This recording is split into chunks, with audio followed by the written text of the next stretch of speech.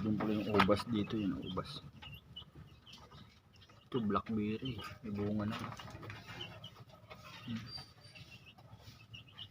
Bunga niya. Ayan, tatabasin na namin to. Yung kalahating farm na to. Kasi papagawa na. Nilipat pa naman itong mga ko na to. Nilipat na itong talong. Kasili. Talong na ito, lilipat na ito. So dito ko ilagay yung mga buhangin. Ayan. Oh. Tabasin na namin ito maya maya. Titanlad. Ang dami ng bunga sana.